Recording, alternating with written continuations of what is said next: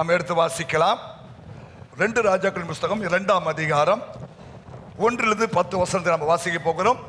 கர்த்தர் எலியாவை சுழல் காற்றிலே பரலோகத்திற்கு எடுத்துக்கொள்ள போகிற போது எலியா எலிசாவோட கூட கில்காலிலிருந்து புறப்பட்டு போனான். எலியா எலிசாவை நோக்கி, நீ இங்கே எல்லாரும் கவனிங்க. நீ வாசினே இருமா. நீ இங்கே இரு, கர்த்தர் என்னை பெத்தேல் மட்டும் போக அனுப்புகிறார் என்றான். அதற்கு எலிசா, நான் உம்மை விடுகிறதில்லை என்று கர்த்தரின் ஜீவனையும் உம்முடைய ஜீவனையும் கொண்டு சொல்லுகிறேன் என்றான். அப்படியே இருவரும் பெத்தேலுக்கு போனார்கள்.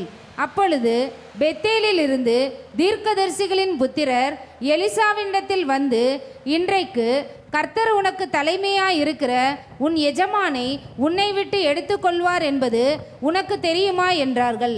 அதற்கு அவன், எனக்கு தெரியும், சும்மா இருங்கள் என்றான்.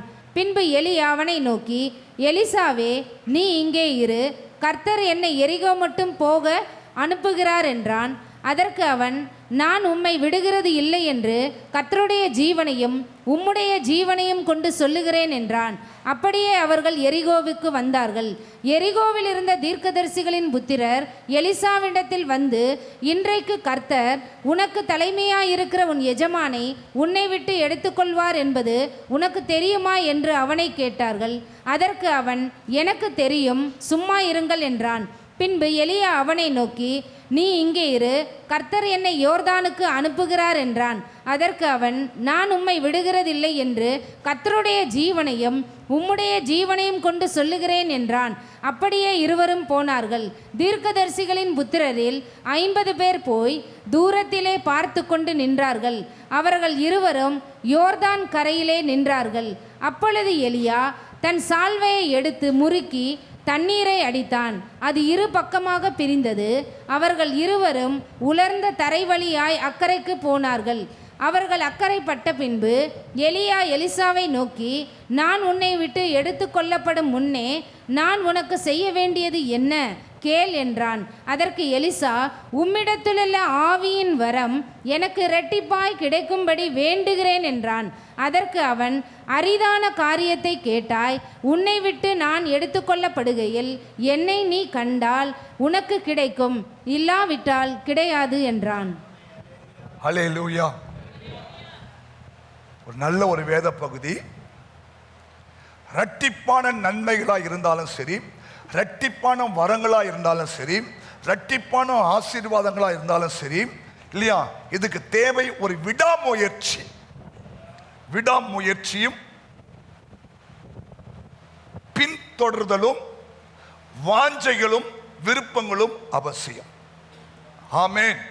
சரி, இதிலிருந்து ஒரு 4 காரியத்தை நான் உங்களுக்கு கற்றுக்கொள்ள கொடுக்க போறேன். சீக்கிரமாய் இந்த 4 காரியம் உங்களுக்கு சொல்லிக் கொடுப்பேன். 1, கில்காலின் அனுபவம்.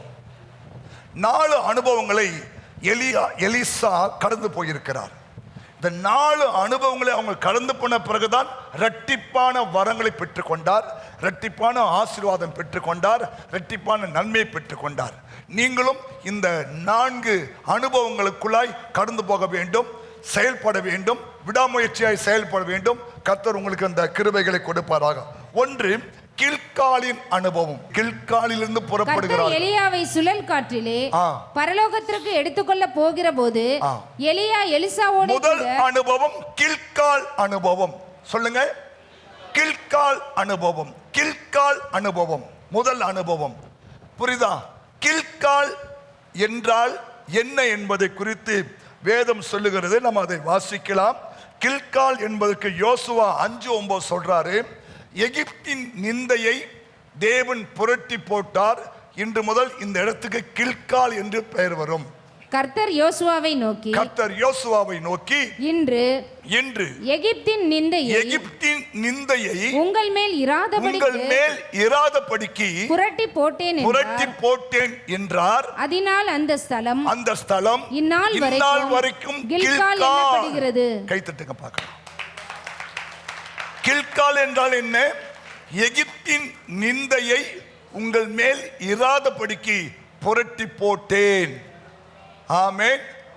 எகிப்தின் நிந்தைகள் உங்களுக்கு நல்லா தெரியும். அந்த யாத்திராகமம் 1ஆம் அதிகாரம் 10ஆம் வசனத்தில் பெருகக்கூடாது, யாத்திராகமம் 1:11 வேலையிலே ஒரு ஒடுக்கம். யாத்திராகமம் 1:13 கொடுமையாய் வேலை வாங்கினார்கள்.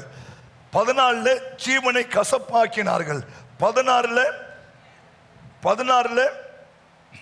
ஆண் பிள்ளைகளை கொன்று போடுங்கள் என்று சொன்னார்கள். 3:7 உபத்திரவம், பெருமூச்சு. யாத்திராகமம் 2:24 இல்லையா? இதெல்லாம் பார்க்கும்போது எகிப்தின் நீந்தை. ஹலோ சிஸ்டர், பிரதர், எகிப்தின் நீந்தை இதை ஆண்டவர் புரட்டி போடுகிறார். அப்ப நம்ம ஆண்டவருக்கு நன்றி சொல்லணுமா இல்லையா? ஹல்லேலூயா. நினைவு கூறணும் இல்லையா? நம்ம கடந்து வந்த அந்த பாதைகள்லாம் நம்ம திரும்பி திரும்பி பார்க்கணும். நிறைய சமயம் நம்ம கடந்து வந்த பாதையெல்லாம் திரும்பி பார்ப்பதே இல்லை. இன்னொரு வசந்த வாசத்தினா அது நல்லாவே தெரியும். கில்கால் என்பதற்கு இன்னொரு காரியம் சொல்றாங்க, வாசிக்கலாம். யோசுவா 4ஆம் அதிகாரம் 20 முதல் 24 வசனங்கள். யோசுவா 4:20-24.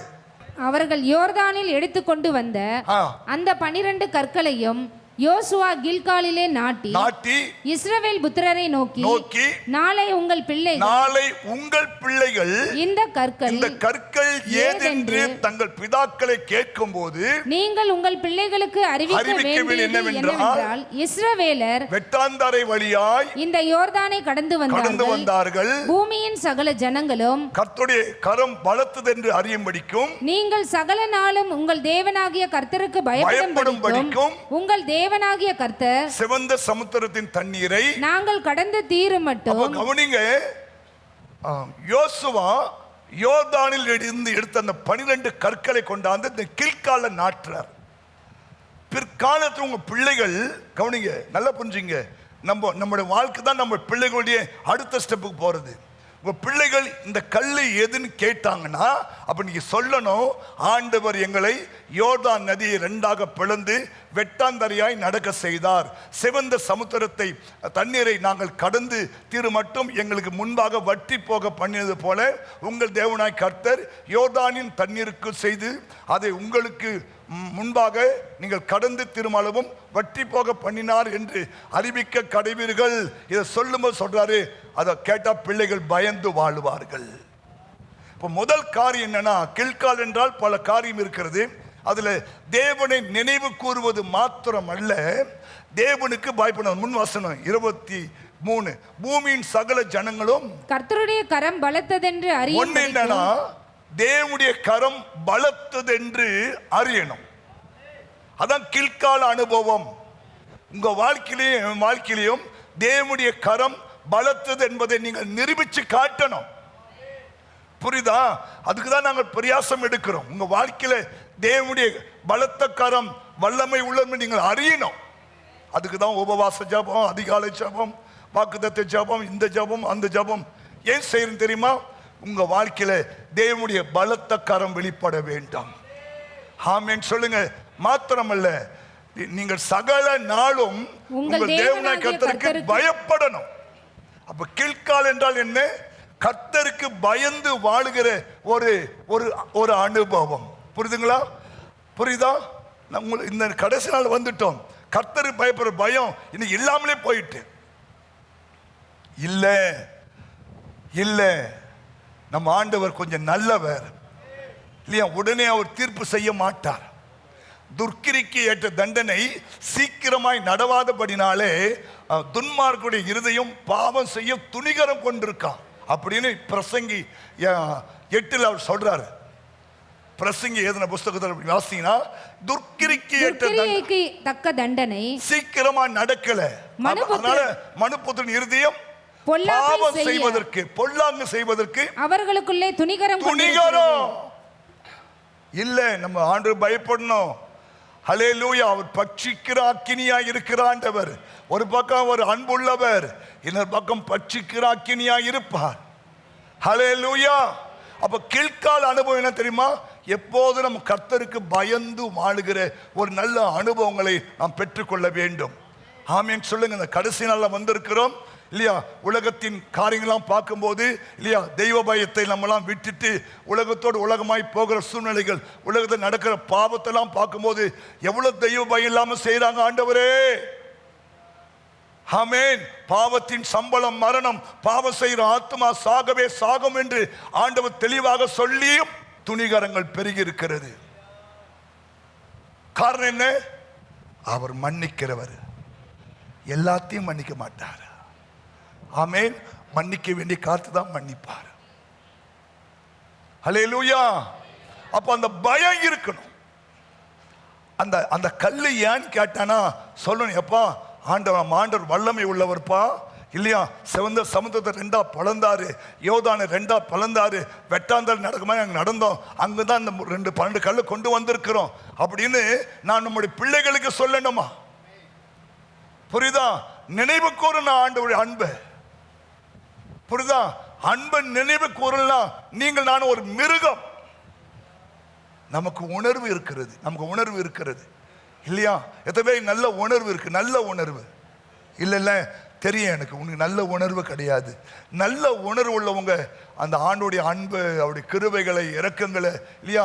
எங்கோ நான் வாழ்ந்தேன், அறியாமல் அலைந்தேன், என் நேசர் தேடி வந்தீர், நெஞ்சார அனைத்து முத்தங்கள் கொடுத்து என் நிழலாய் மாறிவிட்டீர். அதான் உணர்வு. கில்கால் என்றால் பலி இடுகிற இடம். வாசிக்கலாம் 1 சாமுவேல் 10ஆம் அதிகாரம் 8வது வசனம். சீக்கிரமா 4 அனுபவத்தையும் கட்டாயம் சொல்லிதான் முடிப்பேன் நான். நீ எனக்கு முன்னே கில்காலுக்கு இறங்கி நீ எனக்கு முன்னே கில்காலுக்கு இறங்கி போய் சர்வாங்க தகன பலிகளையும் சமாதான பலிகளையும் செலுத்து. அப்ப நான் உன்னிடத்தில் வருவேன், நான் உன்னிடத்தில் வந்து நீ செய்ய வேண்டியதை உனக்கு அறிவிக்கு மட்டும் 7 நாள் காத்திரு என்றான். அப்போ கில்கால் என்றால் தகன பலிகளையும் சமாதான பலிகளையும் செலுத்துகிற ஒரு இடம். ஹலோ சிஸ்டர், பிரதர் கவனிங்க. கில்கால் என்றால் என்ன? தகன பலி செலுத்துற இடம். இதுதான் வந்தோடனே நம்முடைய ஆவி, ஆத்மா, சரீரம், நரம்பு, தசை, எலும்பு, சிறுகுடல், பெருங்குடல் எல்லாவற்றையும் தெய்வத்துக்கு முன்பாக தகன பலியாய் கொடுத்து செபிப்பது. ஒவ்வொரு ஞாயிற்றுக்கிழமையும் கோயிலுக்கு வரும்போதெல்லாம் உங்களை ஜீவ பலியாய் ஒப்பு கொடுக்கணும் ஆண்டு சமூகத்தில். புரியுதா? ஆமா, உங்களுடைய எல்லா பகுதியிலும் தேவன் ஆளுகை செய்யணும். அதுதான் தகன பலி. 2வது சமாதானத்துக்கான பலி. அப்ப கில்கால் என்றால் என்ன? தகன பலியாகவும் சமாதான பலியாகவும் நம்மை ஒப்பு கொடுக்கிற இடம். புரியுதா? புரியுதா? ஹல்லேலூயா. அங்க போய் பலியிடன்றாங்க.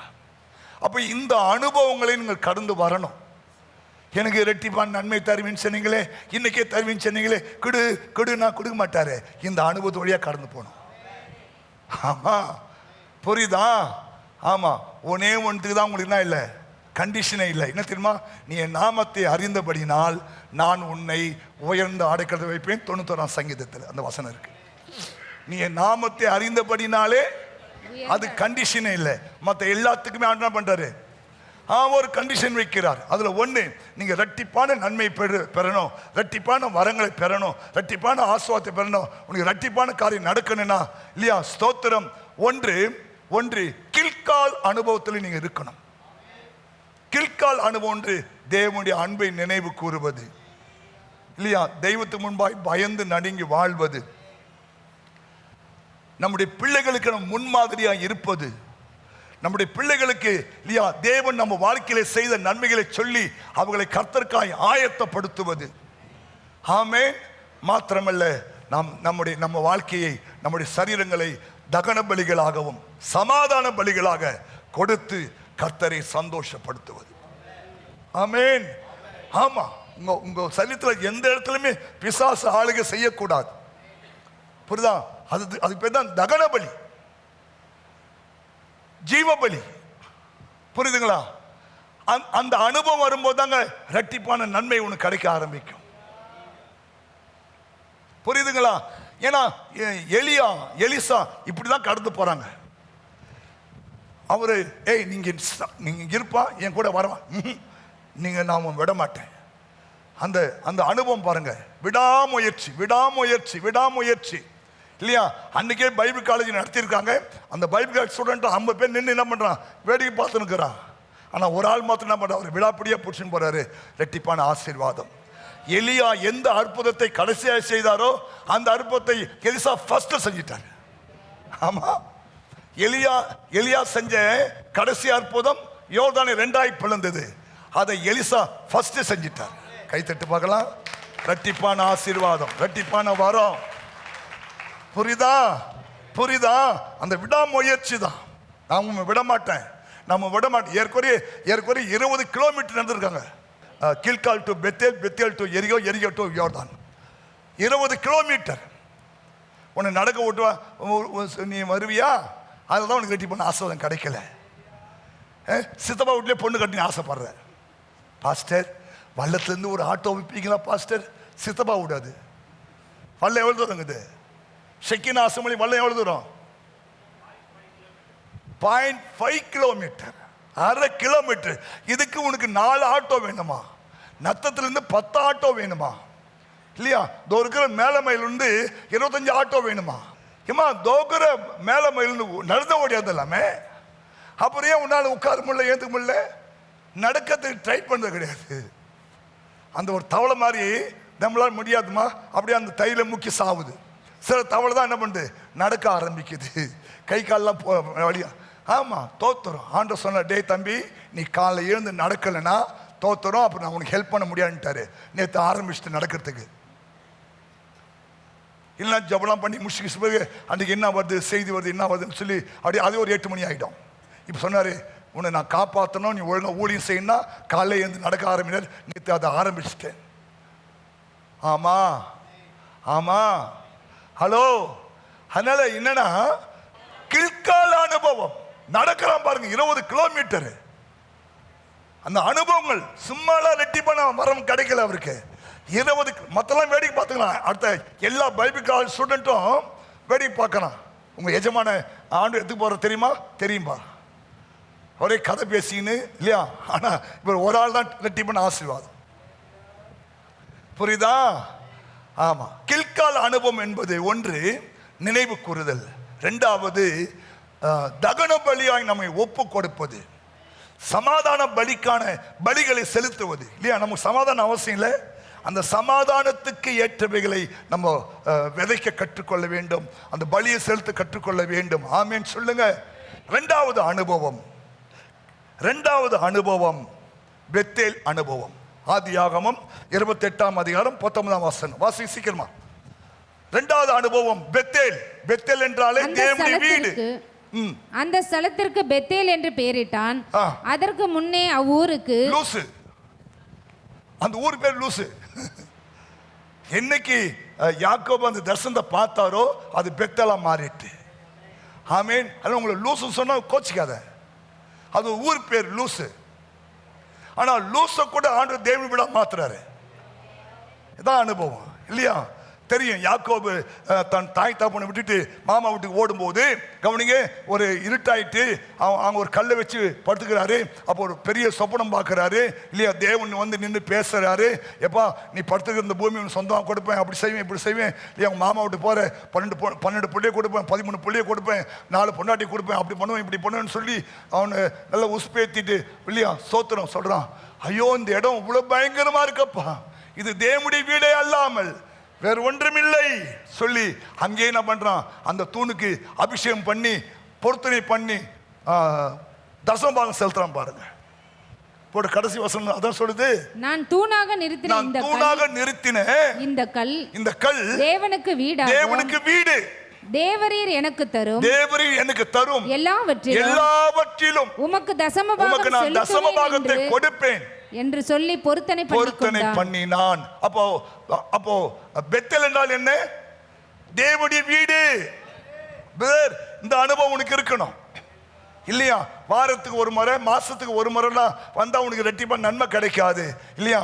ஆமா, வாரம் வாரம் வாரம் வாரம் வாரம் வாரம் அவரை தேடி ஓடி வரணும். எவ்வளவு தூரமா இருந்தாலும் சரி, எத்தனை கோடி செலவானாலும் சரி, ஒவ்வொரு வாரமும் தேவ ஆலயத்துக்கு வந்து நின்னாதான் கவனிங்க உனக்கு இந்த இரட்டிப்பான ஆசீர்வாதங்களை பெற முடியும். ஹல்லேலூயா. ஆமா, புரியுதா? ஆமா. இல்ல மாசத்துக்கு ஒரு முறை போய் திருவண்ணா நீ பூரணம் ஆயிடுவியா? வார வாரம் வருவனுக்கே இல்லையா பிசாசு என்ன பண்றான்? போராட்டத்தை உண்டாக்குறான். ஆமா, நீ மாசத்துக்கு ஒரு முறை தான் உன் கதை ஆகும். அவ்வளவுதான், தோத்துறோம். முன்னாடி இருப்பாரு, அப்புறம் பின்னாடி பார்ப்பாரு, லாஸ்ட் உட்காரு, அப்புறம் கீழே உட்காரு, அப்புறம் எங்கும் தேடியும் காணவில்லை, எங்கு தேடியும் காணவில்லை. அவர் பறந்து போனார், அவர் மறைஞ்சிட்டாரு, அவருக்கு ஆளே காணோம் இல்லையா? தேடியும் காணோம், தேடியும் காணாதிருப்பாய், தேடியும் காணோம். இதெல்லாம் பிசா செய்கிற தந்திரம். வார வாரம் கோயிலில் வந்து உட்கார் இல்லையா? இயேசுநாதரை விட உனக்கு வேற பிஸி எதுவும் கிடையாது. ஆமா, சண்டே இயேசுநாதர் தான், அவர் தான் நீ பிஸியா தேடணும். அப்படி தேடினா இல்லையா, அந்த 6 மாசத்துக்குள்ள உன் வாழ்க்கையில தேவன் இரட்டிப்பான நன்மைகளை கொடுத்து உன்னை கனப்படுத்துவார் என்பதில் இந்த வேத வசன அடிப்படை உனக்கு சொல்லுகிறேன். உன் அனுபவம், 2வது அனுபவம் பெத்தேல் அனுபவம். ஆமென். வாசிங்க ஆதியாகமம் 35:3. என் விண்ணப்பத்திற்கு உத்தரவு அருளும் இடம். ஆதியாகமம் 35:3. நான் எழுந்து பெத்தேலுக்கு போவோம் வாருங்கள், எனக்கு ஆபத்து நேரிட்ட நாளிலே, கவனிங்கம்மா, உங்களுக்கு எனக்கும் ஆபத்து ஏற்பட்ட நாளிலே என் விண்ணப்பத்துக்கு உத்தரவு அருளி செய்து நான் நடந்து வந்த வழியில என்னோட கூட இருந்து தேவனுக்கு அங்கே ஒரு பலிபீடத்தை உண்டாக்குவேன் என்ற கைத்தட்டுங்க பார்க்கலாம். யாக்கோபுக்கு நன்றியுள்ள ஒரு மனுஷங்க, நன்றியுள்ள ஒரு மனுஷன் சொல்றாங்க, நாம் எழுந்து பெத்தேல் போவோம் வாருங்கள், எனக்கு ஆபத்து நேரிட்ட நாளில். புரியுதா? ஏன் நம்ம ஆலயத்தில் இருக்கணும்? எனக்கு ஆபத்து இதுதான் என் நினைவு கூறுதல், இதுதான் உணர்வுள்ள இருதயம். எனக்கு ஆபத்து நேரிட்ட நாளிலே என் விண்ணப்பத்துக்கு உத்தரவு அருளி செய்து நான் நடந்து வந்த வழியிலே என்னோட கூடவே இருந்த தேவனுக்கு அங்கே ஒரு பலிபீடத்தை உண்டாக்குவேன் என்றான். ஹலோ பிரதர், ஏன் நம்ம ஆலயத்தில் இருக்கணும் தெரியுமா? இல்லையா? என்னைக்கு ஆபத்து வரும் தெரியாது, ஆனா எனக்கு ஆபத்து நேரிட்ட நாளிலே எனக்கு விண்ணப்பத்துக்கு உத்தரவு கொடுத்தார். கைத்தட்டுங்க பார்க்கலாம். உன் விண்ணப்பத்துக்கு இல்லையா? ஏன் இங்க வந்து ஜெபிக்கும் போது சாலமோனுடைய ஜெபம், இந்த ஆலயத்தின் நேராக யாரெல்லாம் கை வைத்து ஜெபம் பண்றாங்களோ அவங்களுக்கெல்லாம் அந்த நன்மை செய்யும் என்று சொல்லி 2 நாளாகமம் 6ஆம் அதிகாரத்தில் ஃபுல்லாமே சொல்லிக் கொண்டே இருக்கிறார். வீட்டில் போய் படிங்க. புரியுதா? அப்போ ஏன் நம்ம ஆலயத்தோடு இருக்கணும்? பெத்தேல் அனுபவம் என்ன எதை சொல்லிக் கொடுக்கிறது? எனக்கு ஆபத்து நேரிட்ட நாளிலே என் விண்ணப்பத்துக்கு அவர் உத்தரவு அருளி செய்தார். எத்தனை பேர் உங்க வாழ்க்கையில தேவன் அப்படி செஞ்சிருக்காரு? எல்லாரும் கை தூக்குவீங்க. ஏன்னா அதான் ஆலயம். இந்த ஆலயத்தில் அவருடைய கண்களும் இருதயமும் இங்கே இருக்கிறது. ஆமென். இன்னொரு வசனம் வாசிக்கலாம். 35:15. ஆதியாகமம் 35:15. தேவன் தன்னோடு பேசின அந்த ஸ்தலத்திற்கு, தேவன் தன்னோடு பேசின அந்த ஸ்தலத்திற்கு, அப்ப இந்த ஸ்தலம் என்ன? தேவன் என்னோடு பேசுகிறவர். சிஸ்டர், பிரதர், பெத்தேல் அனுபவம் என்ன? ஆலயம் என்பது தேவன் நம்மோடு பேசுகிற இடம். புரியுதா? ஆலயம் என்பது தேவன், அவன் சொல்றான், தேவன் தன்னோடு பேசின அந்த ஸ்தலத்திற்கு யாக்கோபு பெத்தேல் என்று பெயரிட்டான். அப்ப இந்த இடம் என்ன? பெத்தேல் அனுபவம் என்ன? தேவன் நம்மோடு பேசுகிறவர். இங்க ஆலயத்துக்கு வரும்போது கர்த்தர் உன்னோடு பேசுவார், உன் வாழ்க்கை குறித்து பேசுவார், எதிர்காலத்தை குறித்து பேசுவார், நீ நடக்க வேண்டிய வழிகளை குறித்து பேசுவார். ஆமென். உனக்கு ஆலோசனை கொடுப்பார். புரிஞ்சிட்டா? 3வது வாசிக்கலாம். 1 சாமுவேல் 10:3. அவ்விடத்தை விட்டு அப்புறம் கடந்து போய் தாபோரில் உள்ள சமபூமியில் சேரும்போது தேவனை பணியும்படி பெத்தேலுக்கு போகிற தேவனை பணிந்து கொள்ளுகிற ஒரு இடம் பெத்தேல், இந்த சபை. ஆமென். 4வது நம்பிக்கை தரும் இடம். எரேமியா 48:13. இந்த இடத்துக்கு வரும்போதுதான் நம்ம வாழ்க்கை ஒரு நம்பிக்கை தேவன் உண்டாக்குறார். நம்பிக்கை உண்டாக்குற ஒரு இடம். அப்போது இஸ்ரவேல் சந்ததி தங்கள் நம்பிக்கையான பெத்தேலிலே வெட்கப்பட்டது போல கோமேசிலே வெட்கப்படும். அப்போ இந்த இடம் என்ன? நம்பிக்கை கொடுக்கிற ஒரு இடம். ஹலோ சிஸ்டர், புரியுதா? எழுதி வச்சுக்க. நம்பிக்கை கொடுக்கிற ஒரு இடம் மாத்திரமல்ல, தேவன் சந்திக்கிற இடம். ஓசியா 12:4. ஓசியா 12:4. தேவன் நம்மளை சந்திக்கிற இடம். நான் அடிக்கடி சொல்லுவேன், இந்த இடம் தேவன் உங்களை சந்திக்கிற இடம். நீங்க உள்ள வரும்போதே கர்த்தர் பார்த்துக்கினே இருப்பாரு. அவன் தூதனானவரோடே போராடி மேற்கொண்டான், அழுது அவரை நோக்கி கெஞ்சினான். பெத்தேலிலே அவர் அவனை கண்டு சந்தித்து அவர் அவனை கண்டு சந்தித்து அவ்விடத்திலே நம்மோடு பேசினார். கைதட்டு பார்க்கலாம். கர்த்தர் நம்மோடு பேசுகிற ஒரு இடம். ஹல்லேலூயா. ஆமோஸ் 7:13 ராஜாவின் பரிசுத்த ஸ்தலம் என்று வேதம் சொல்லுகிற பெத்தேல். இந்த அனுபவம் உனக்கு இருக்கணும் இல்லையா? உனக்கும் சபைக்கும் நெருங்கிய உறவு இருக்கணும். புரியுதா? சண்டே டு சண்டே வந்தா இப்படிதான் இருக்கும் இல்லையா? மற்ற நாள்லயும் சர்ச்சை இருக்குது. திங்கட்கிழமை தவிர செவ்வாய், புதன், வியாழன், வெள்ளி, சனி, ஞாயிறு வரைக்கும் சர்ச்சில் பல கூட்டங்கள் நடக்கிறது. நீங்க இந்த அனுபவத்துல வரணும் இல்லையா? சண்டே மாத்திரம் வந்துட்டு அதுவும் ஃபர்ஸ்ட் சர்வீஸ் வந்துட்டு மாத்திட்டும் ஓடிட்டு அடுத்த வாரம் ஃபர்ஸ்ட் சர்வீஸ் வந்து வச்சுக்க, உனக்கு ரெட்டிப்பால் நன்மைலாம் கிடைக்காது இல்லையா? வளரணும். ஃபர்ஸ்ட் சர்வீஸ் வரவங்க செகண்ட் சர்வீஸ் வரணும், செகண்ட் சர்வீஸ் வரவங்க ஈவினிங் சர்வீஸ் வரணும். புரியுதா? ஆத்ம ஆதாயம் பண்ணணும், ஆண்டவர் தேடணும், ஆத்ம ஆதாயம் பண்ணணும், மிஷினரி தாகம் வரணும், ஊழியம் செய்யணும், ட்ராக்ஸ் கொடுக்கணும். இதெல்லாம் நீங்கள் என்ன பண்ணணும்? இந்த அனுபவங்கள்லாம் வளரணும். அதான் சபை சொல்லி கொடுக்குது உங்களுக்கு. மூன்றாவது அனுபவம், பெத்தேலிலே இனி தீர்க்க தரிசனம் சொல்லாதே, அது ராஜாவின் பரிசுத்த ஸ்தலமும் ராஜாவின் பரிசுத்தமான ஸ்தலம் இது, ராஜ்யத்தின் அரண்மனையுமாய் இருக்கிறது என்றான். புரியுதா? அப்ப இது யாருடைய ஸ்தலம்? ராஜாவின் ஸ்தலம்.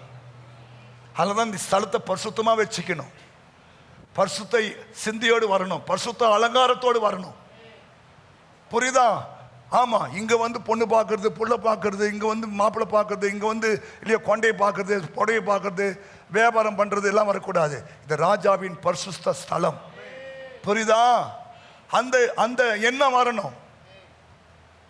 ஹலோ பிரதர், புரியுதா? அததான் பரிசுத்த அலங்காரத்துடனே அவரை தொழுது கொள்ளுங்கள், பரிசுத்த சிந்தையோடு அவரை தொழுது கொள்ளுங்கள், பரிசுத்த எண்ணங்களோடு அவர் தொழுது கொள்ளுங்கள். அவர் பரிசுத்தர், சேனைகளின் கர்த்தர், பரிசுத்தர், பரிசுத்தர், பரிசுத்தர். ஆமென். அதுதான் இந்த இடத்த பரிசுத்தமா வச்சுக்கணும். கவனிங்க, எத்தனை பேர் ரெஸ்ட் ரூம் போனீங்களா? லேடிஸ் அண்ட் ஜென்ட்ஸ் போனீங்களா? சுத்தமா இருக்கா? புதுசாக போட்டிருக்காங்களா?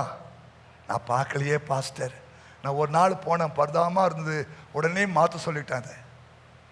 அதை சுத்தமாக வச்சுக்கோ. தண்ணி ஊற்று. நான் முந்தானத்து போய் ஒரு கொம்பு எடுத்து அதெல்லாம் அந்த அந்த கரையெல்லாம் தொடச்சேன். அந்த கரையெல்லாம் ஏன் பாஸ்டர் இவ்வளோ ஊழிக்காரங்க? அவனுடைய பாரம் அவனுக்கு தான் இல்லையா? அந்த அந்த டைல்ஸ் வச்சோன்னா அதில் சிமெண்ட் கரை இருந்துச்சு. தண்ணி ஊற்றி ஊற்றி ஊற்றி அதை, ஏன்னா அதை தான் வெள்ளையை போடுறேன். ஏன் தெரியுமா? அது வெள்ளையாகவே இருக்கணும். இன்னும் 6 மாதத்தில் என் பல்லு மாதிரி மஞ்சள் ஆகிடக்கூடாது. சுத்தமாக வச்சு கவனிங்க. எல்லாருக்கும் அந்த எண்ணம் வருது இல்லையா? யாராவது ஒரு ஆள் எண்ணம் வரணும். இது பரிசுத்த ராஜாவுடைய ஸ்தலம் இல்லையா? அவர் உலாவுற இடம், அவர் பேசுகிற இடம், அதை நம்ம சுத்தம் இல்லையா? ரெஸ்ட் ரூம் போனீங்கன்னா தண்ணி ஊற்றிட்டு இல்லையா, அங்கே பெனாயில் தான் ஊற்றிட்டு வரணும். பார்த்தீங்களா? விண்ணப்பம் யூரினல் இன்ஃபெக்ஷன், ஹாஸ்பிட்டலில் அட்மிட்டு. புரியுதா? ஆமாம், இந்த கடைசி நாட்களில் இல்லையா உன்னுடைய யூரினே உனக்கு இன்ஃபெக்ஷன் ஆகிடும். அதுவும் ஒரே டாய்லெட், ஒரே ரெஸ்ட் ரூமை 4 பேர் யூஸ் பண்ணாங்கன்னா கட்டாயம் வியாதி வரும். அது சுத்தமாக வச்சுக்கணும்னு நான் சொல்லிக்கினே இருக்கிறவங்களுக்கு ஜாக்கிரதையா இருங்க இல்லையா? கொஞ்சம் பொறுப்பெடுத்து தினந்தோறும் அதை சுத்தப்படுத்திங்கன்னா பிள்ளைகள் அடிக்கடி சிக்காயிடுவாங்க, பிள்ளைங்க சிக்காயிடுவாங்க. அதனால தயவு செய்து உங்களுடைய, ஏன்னா பரிசுத்த ஸ்தலம் இது, ராஜா உலாவுற இடம் இல்லையா? ரெஸ்ட் ரூம் போறீங்களா, கொஞ்சம் இருந்து தண்ணி ஊற்றிட்டு அங்கே பினாயில் தான் ஊற்றிட்டு சுத்தம் பண்ணிடுவாங்க. அது உனக்கு ஒரு ஆசீர்வாதம். கர்த்தர் இதை பார்ப்பார். எல்லாருக்கும் அந்த எண்ணம் வரணும், எல்லாருக்கும் அந்த எண்ணம் வரணும் இல்லையா? ஸ்தோத்திரம் இல்லையா? புரிஞ்சுட்டா? ஆண்கள் வரீங்களா, ஊழிக்காரன் வரீங்களா, சர்ச்சை முடிஞ்சோடனே கொஞ்சம் போய் எட்டி பாருங்க இல்லையா? ஏதாவது கொஞ்சம் ஸ்மெல் வர மாதிரி இருந்தால் தண்ணி ஊற்றிட்டு என்ன பண்ணுங்க, கொஞ்சம் பெனாயில் ஊற்றிட்டு வாங்க. அடுத்த சர்வீஸ் வரவங்க உள்ள வரதுக்கு போது நல்லா இருக்கும். இதெல்லாம் ஒரு சேவை. அப்பாவுக்கு நீ செய்யற சேவை. விட்ட உடனே ஓடி போய் வண்டியை நிற்க கூடாது. ஜெபம் எழுந்திருப்போன்னு சொன்னா வண்டியை போய் நிற்கிறான். உன் வாழ்க்கை ஒரு நன்மை வராது. கடைசி ஜெபம் முடிச்சுட்டு பிறகுதான் நீ போகணும். அதுவும் போய் என்ன பண்ணணும், சேவை மனப்பான்மை உண்டுவங்க. போயிட்டு என்ன பண்ணுங்க, கொஞ்சம் தண்ணிலாம் ஊற்றிட்டு இல்லையா? சில பேருக்கு நல்ல புத்தி இருக்கும், சில பேருக்கு நல்ல புத்தி இருக்காது இல்லையா? நீங்கள் என்ன பண்ணுங்க, போய் தண்ணி ஊற்றிட்டு அங்கே பனையல் பாட்டில் தான் கொஞ்சம் பனையல் ஊற்றிட்டு வாசனையாக வாங்க. இதை பரலோகம் பார்த்துனே இருக்கும். பரவாயில்லப்பா, இவனுக்கு அந்த எண்ணம் இருக்கு, என் ஸ்தலத்தை சுத்தமாக வச்சுக்கன்னு ஆசைப்படுறான், ரைட், இவனை பிளஸ் பண்ணுன்னு வர ஆண்டவர். புரிஞ்சுட்டீங்களா? புரியுதா? நான் வீட்டிலேயே செய்ய மாட்டேன் பாஸ்டர், எங்கெல்லாம் செய்ய முடியாது. போ, சரி, ரெண்டாவது பெத்தேல் என்னன்னா பரிசுத்த ராஜாவுடைய ஸ்தலம். அது சுத்தமா வச்சுக்கோங்க. எங்களால் முயன்ற மட்டும் நாங்கள் செயல்படுகிறோம். பணத்தை செலவு பண்ணுறோம் இல்லையா? இந்த 4 டைல்ஸு அந்த டைல்ஸ் போட, அந்த பீங்கா வைக்க கூலியெல்லாம் சேர்த்து பார்த்தீங்கன்னா ஒரு 50,000 60,000 மேலே வந்துட்டு, நாங்கள் ஏதோ சுத்தமாக இருக்குன்னு நாங்கள் பிரயாசம் எடுக்கிறோம். நீங்கள் அதை சுத்தமாக பார்த்துக்கணும். வாமா, வாரத்தில் ஒரு நாளாவது வா, கோயிலுக்கு வா, சனிக்கிழமை வா, வெள்ளிக்கிழமை வா, பின்னால் போ, நல்லா பெருக்கு, நல்லா தொடை, நல்லா ஆசிட் ஊற்றி கழுவு இல்லையா? அது உனக்கு உதவி செய்வார். ஆமாம், ஞாயிற்றுக்கிழமையோடு ஞாயிற்றுக்கிழமை, திங்கக்கிழமையோடு திங்கக்கிழமை, வெள்ளிக்கிழமையோடு வெள்ளிக்கிழமை. யாராவது சுத்தம் பண்ணி வச்சுருப்பான், யாராவது தொடச்சி வச்சுருப்பான், நம்ம போயிடலான்னு பார்த்தீங்கன்னா கர்த்தருக்கு ஸ்தோத்திரம். மூணாவது அனுபவம் எரிகோவின் அனுபவம். எரிகோ என்றாலே தடை. 1ஆம் வசனம் வாசிங்க, 6:1. யோசுவா 6:1. எரிகோ இஸ்ரவேல் புத்திரருக்கு முன்பாக அடைக்கப்பட்டிருந்தது. கவனிங்க, தடை. பிசாசு உங்களுக்கு எல்லா ரெட்டிப்பான நன்மையை பெறனா உனக்கு அவ்வளவு ஈஸியான ஓப்பன் வே கொடுக்க மாட்டான். அனுகூலமான வாசல் திறக்காது, தடை இருக்கும். அதை இல்லையா? நான் அன்னைக்கு சொன்னேன், கோழி முட்டை வைக்கிறல, அடை வைக்கிறோம்ல இல்லையா? முட்டை தானா உடஞ்சி வெளிவருதா இல்லை அது உள்ளகிற குஞ்சு அது குத்துதா? தெரியாது பாஸ்டர். அது உள்ளகிற குஞ்சு என்ன பண்ணும்? முட்டையை கொத்தும். அது கொத்துற அளவுக்கு உள்ளே அதுக்கு இதாகிடும். அந்த முட்டையை குத்தி குத்தி குத்தினா அது உடச்சிடும். புரியுதா? ரெட்டிப்பான ஆசீர்வாதம் ஈஸியாக வராது. எரிகோ இஸ்ரவேல் புத்திரர் முன்பாக அடைக்கப்பட்டிருந்தது. அப்போ அழைச்சிட்டாங்கப்பா, தேவசத்தில் போயக்கூடாது. என்ன பண்ணா? சுத்துப்பா.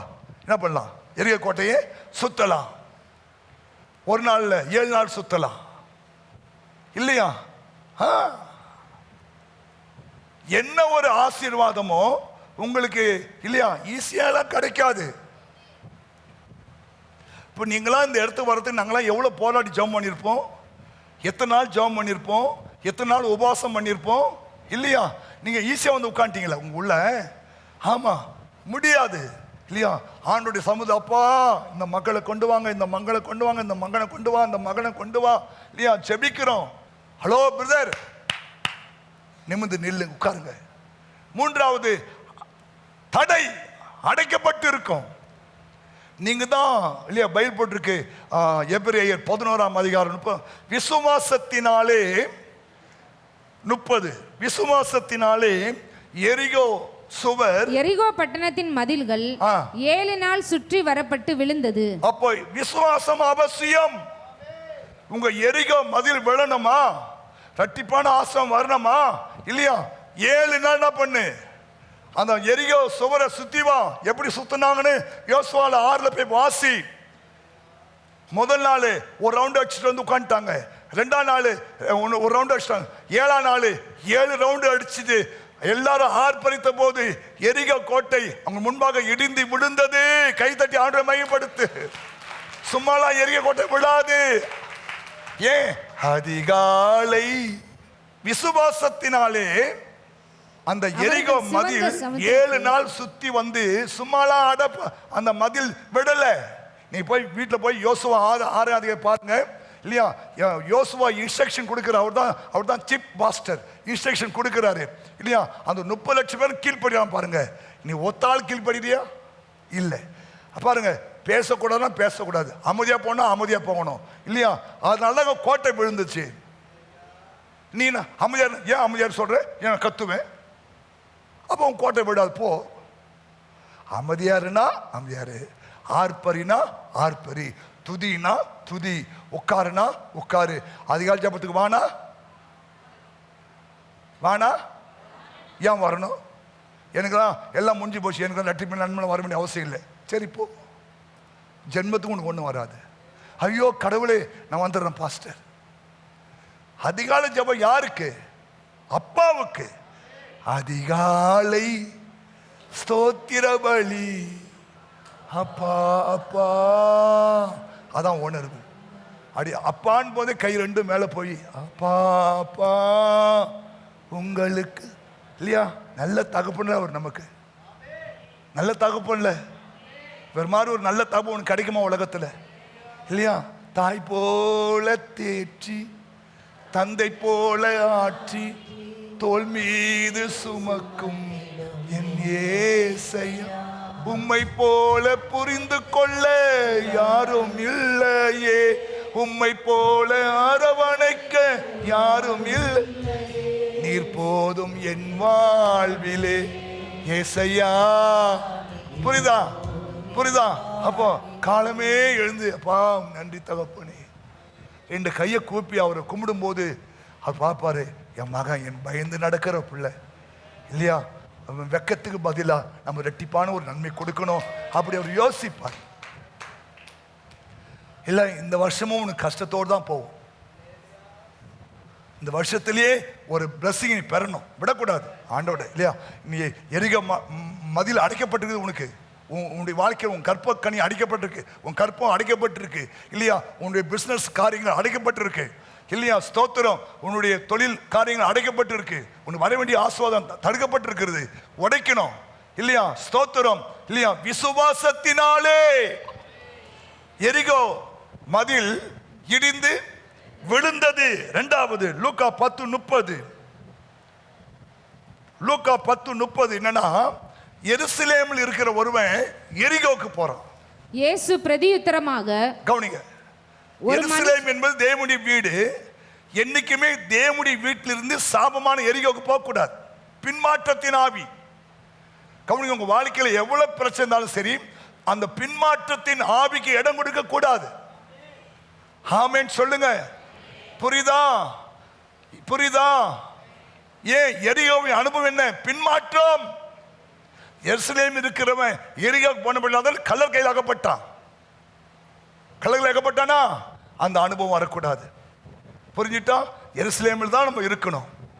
எந்த சூழ்நிலையும் அவன் சொன்னான் இவன் சொன்னான்னு சொல்லிட்டு நீ எரிகோக்கு போக ஆரம்பிச்சினா, நான் சொல்றேன், உன்னை கல்லர் கையில் நீ அகப்படுவேன். அவன் சும்மா விட மாட்டான், எல்லாத்தையும் அடிச்சு உன்னை குற்றுயிராக விட்டுட்டு போவான். மறுபடியும் உன்னை தேடி யார் வருவான்? சாமாரியம் தான் வருவான், இயேசு தான் வருவார். Hello sister. மூணாவது எரிகோ என்றாலே சாபம். யோசுவா 6:26. யோசுவா சாபம்.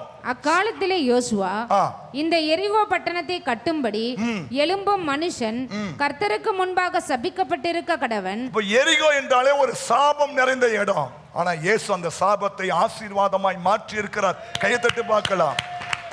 புரியுதா? ஆமா, எரிகோ கட்டுகிறவன் சபிக்கப்பட்டவன் என்று சொன்னாலும் கர்த்தர் அந்த எரிகோல இருந்து தான் ஒரு ஆளை கண்டுபிடிச்சார். யாரு? சகேயு. அவர் எரிகோக்கு போகும்போது இந்த சகேயு இயேசு பார்க்க போறான். அது எதமா இருக்குது? ஒரு உண்மையான ஒரு மனம் திரும்புதல். ஆமா சொல்லுங்க. நிறைய பேர் மனம் திரும்பிட்டேன்னு சொல்றோம், ஆனா உண்மையான மனம் திரும்புதல் இல்லை.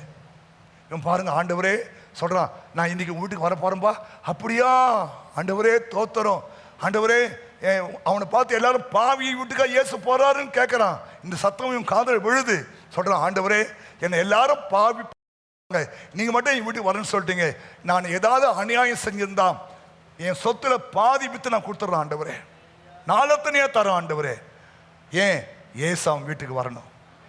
ஒரு உண்மையான ஒரு மனம் திரும்புதல். புரியுதா? எரிகோ எதை குறிக்கினா? ஒரு உண்மையான ஒரு மனம் திரும்புதல். புரியுதா? ஆமா, இயேசுவோட உன் சொத்து சொகலாம் பெருசு கிடையாது. அவன் பாருங்க, என் ஆஸ்தியில பாதியை வித்து நான் என்ன பண்றேன்? ஏழைகளுக்கு. யாருக்கெல்லாம் அநியாயமா வாங்கினா கொடுத்துறான் ஆண்டவரே.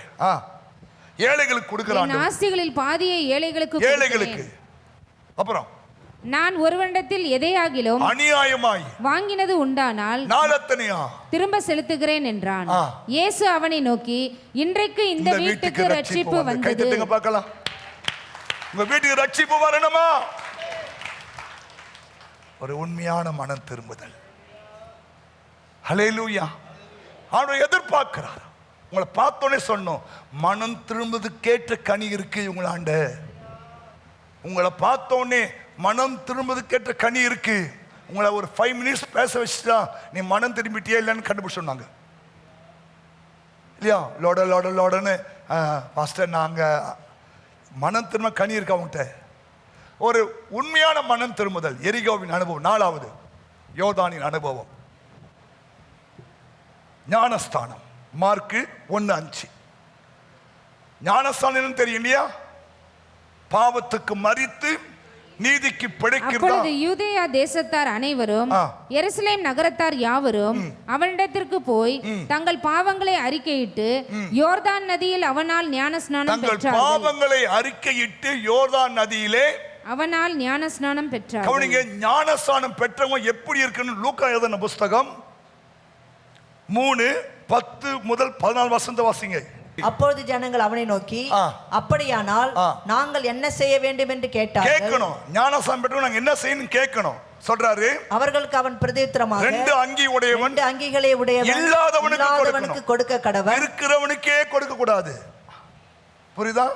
நம்ம வீட்டு ஒரு ஃபங்க்ஷன்னா நம்ம செஞ்சு தம்பி வீட்டு கொடுப்போம், நம்ம செஞ்சு அக்கா வீட்டு கொடுப்போம். எனக்கு ஒரு 7 வீட்டு கொடுத்துக்கிறேன். நீ 2 அங்கி உடையவன் இல்லாதவனுக்கு தான் நீ கொடுக்கணும். நம்ம என்ன பண்றோம்? இருக்கிறவனுக்கே அண்ணன், நம்ம அண்ணன் தம்பி அக்கா தங்கச்சி இல்ல கொடு, தப்புன்னு சொல்ல. ஆனா ஒரு ஏழைக்கு கொடு, ஒரு ஏழைக்கு கொடு. 2 அங்கி இருந்தா ஒரு அங்கியை இல்லாதவன் கொடு. ஆதாரத்தை உடையவனும் அப்படியே செய்ய கடவன் என்றான். ஆயக்காரரும் அவனை நோக்கி, போதகரே நாங்கள் என்ன செய்ய வேண்டும் என்று கேட்டார்கள். அதற்கு அவன், உங்களுக்கு என்ன கட்டளையிட்டு இருக்கோ அதிகமாய் ஒன்றும் வாங்காதீர்கள் என்றான். சம்பளமே போதுன்னு தேவன் நமக்கு கட்டளையிட்டு இருக்கிறார். அதுக்கு மேல கை இப்படி உள்ள விடக்கூடாது. வேண்டாம். ஒன்று நீ 5 அப்போ 2 மீன் 5000 பேர் சாப்பிட செஞ்சார. நம்ம நல்ல ஆண்டவர் தானே. உனக்கு கொஞ்சம் சம்பளமா இருக்கலாம், உண்மையாயிரு. அதை கர்த்தர் 10 மடங்கா மாற்றுவார், 1000 மடங்கா மாற்றுவார். அநியாயம் பண்ணாத, திருட்டு வேலை பண்ணாத, லஞ்சம் வாங்காத இல்லையா, திருடாத, பொய் சொல்லாத, பொய் சொல்லி சம்பாதிக்காத. அதெல்லாம் ஒன்றுத்துக்குமே உதவாது. பொய் சொல்றவன் அநியாயமாய் முட்டையிட்டு குஞ்சு பொறிக்காம போற கௌதாரி சமமா மாறிடுவானா? ஹலோ, உங்களுக்கு கட்டளையிட்டபடியே அதிகமாய் ஒன்றும் வாங்க வேண்டாம். அடுத்து நெக்ஸ்ட். போர் சேவகரும் அவனை நோக்கி, போர் சேவகர்னா போலீஸ் அவங்க தான் போர் சேவகர்கள். போலீஸுன்னு கேட்குறாங்க. போலீஸ்காரன் தான் கேளுங்க. போலீஸ்காரன் கேட்குறாங்க, நாங்கள் என்ன செய்ய வேண்டும் என்று கேட்டார்கள். அதற்கு அவன், நீங்க ஒருவனுக்கு இடுக்கண் பண்ணக்கூடாது, ஒருவனுக்கு இடுக்கண் செய்யாமலும் பொய்யாய் குற்றம் சாட்டாமலும் உங்கள் சம்பளமே போதும் என்று எண்ணுங்கள். கர்த்தர் ஆசீர்வதிப்பார். போலீஸ்காருக்கும் அதுதான், மிலிட்டரிக்காருக்கும் அதுதான் இல்லையா, ஆபீசர்ஸுக்கும் அதுதான் இல்லையா, எல்லாருக்குமே இந்த சட்டம் பொருந்தும். ஞானஸ்தானம் இல்லையா, யோர்தான் என்றால் ஞானஸ்தானம், பாவம் மன்னிப்புக்கென்று ஞானஸ்தானம். ஆமென் சொல்லுங்க. மாத்திரமல்ல, யோர்தான் என்றால் லூக்கா 4:1 அபிஷேகம்.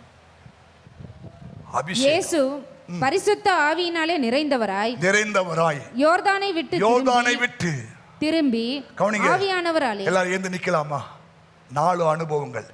யோர்தான் என்றால் அபிஷேகம். தேவனுடைய பிள்ளைகள் எல்லாம் இந்த ஆவிக்குரிய அனுபவங்கள் வரணும், அபிஷேகம் பெறணும்.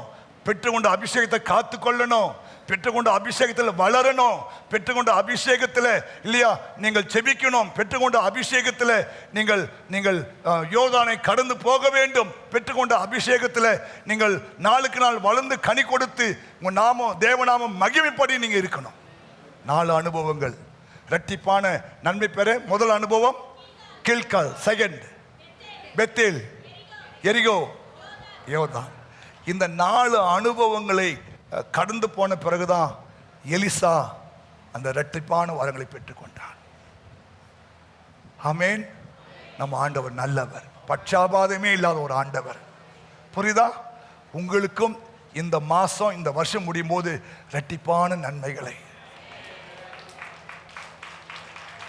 கை உயர்த்தி ஆத்துமாவே கர்த்தரை ஸ்தோத்திரி, முழு உள்ளமே பரிசுத்த நாமத்தை ஸ்தோத்திரி. சகல உபகாரங்களை பிதாவாகிய தேவனுடைய அன்பும் கர்த்தராகிய இயேசு கிறிஸ்துவின் கிருபையும் பரிசுத்த ஆவியானுடைய ஐக்கியமும் இப்போதும் எப்போதும் சதா காலமும் அவருடைய வருகை மட்டும் நம்மை காத்துக்கொள்வாராக. ஆமென். கர்த்தர் உன்னை ஆசீர்வதித்து உன்னை காக்க கடவர்.